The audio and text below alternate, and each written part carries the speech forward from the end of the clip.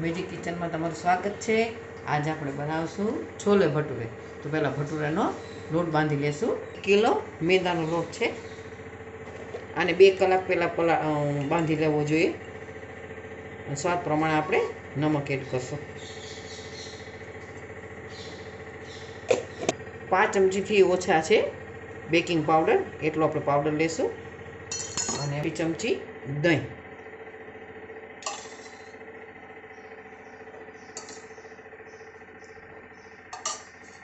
અને 2 ચમચા લેશું આપણે એમાં મોણ।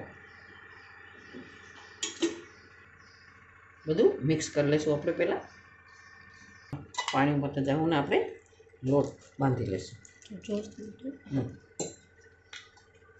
અને લોટ બહુ કઠણ નહીં, બહુ પોચો નહીં, એવી રીતનો લોટ બાંધવાનો। જો આવી રીતનો લોટ બાંધવાનો, સરસ મજાની કૂણ આવી જશે। અને 1.5 થી 2 કલાક રાખી દેશું આપણે ઢાંકીને। અને જેમાં બેકીને 2 કલાક માટે થઈને રાખી દેશું ઢાંકીને।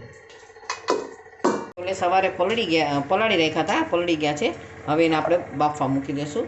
એમાં થોડું એડ કરશું આપણે નમક, 1 તજપત્તું એડ કરશું, હળદર, અને ધોઈને આપણે બધા ચણા નાખી દઉં આમાં।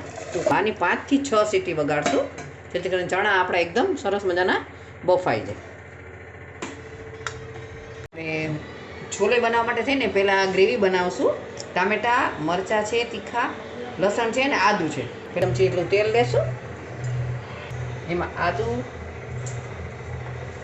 લસણ, મરચાં અને ટામેટાં બધાને આપણે સાતળી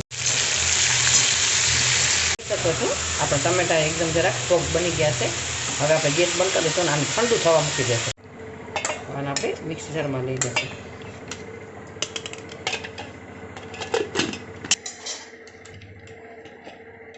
જો તૈયાર છે। આપણે છોલેનો વઘાર કરશું। 6 થી 7 મોટા ચમચા તેલ એડ કરશું। જો વઘાર માટે થઈને તજ, લવિંગ, બાદિયા, સૂકા લાલ મરચાં, તજનું પત્તું છે, અને ક્રશ કરેલી ડુંગળી છે, અને 1 કેપ્સિકમ ઝીણું સમારેલું છે। તજ, લવિંગ, બાદિયા અને સૂકા લાલ મરચાં, મરચું એડ કરશું। આમાં હિંગ મૂકીને પહેલાં કાંદાનો વઘાર કરશું। કાંદા ઝીણા ચોપ ચડી જશે, ફરી પાછા થોડી વાર રહેવા દેશું એને। કેપ્સિકમ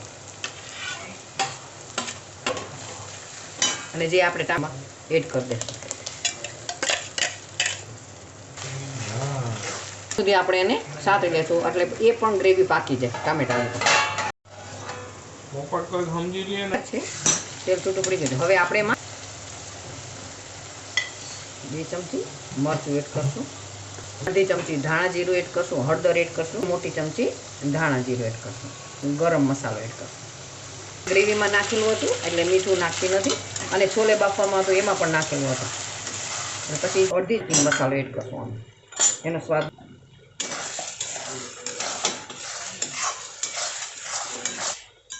આમાં જેમાં આપણે ગ્રેવી બનાવી એની અંદર પાણી નાખી દીધું છે, અને છોલેને ધોઈને મૂક્યા હતા ને એટલે એ છોલે બાફેલા હતા ને એનું પણ પાણી આમાં એડ કરી દીધું છે, એટલે એનો પણ ટેસ્ટ સરસ આવે। હવે આ એટલું પાણી આમાં આપણે એડ કરી દઈશું।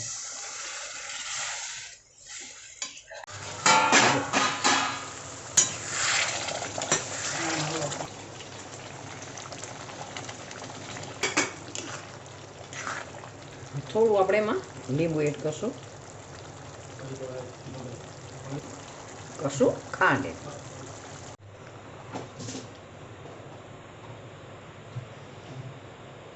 ને જોઈ લઈએ। વાહ,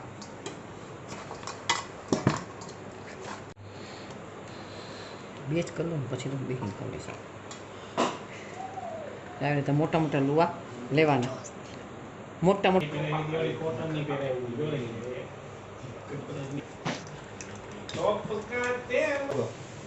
જો આપણો ભટુરો તૈયાર છે, મસ્ત મજાનું દડા જેવું થઈ ગયું છે, ને લઈ લેશું આપણે। રીતે તમે મેં બનાવ્યા એ રીતે તમે બનાવશો તો છોલેનો સ્વાદ એકદમ સરસ આવશે, અને બહુ જ સરસ લાગે છે। બહાર કરતાં પણ આ ટેસ્ટી વધારે થાય છે। જો તમને મારી રેસીપી ગમી હોય તો લાઇક શેર અને સબસ્ક્રાઈબ જરૂરથી કરજો.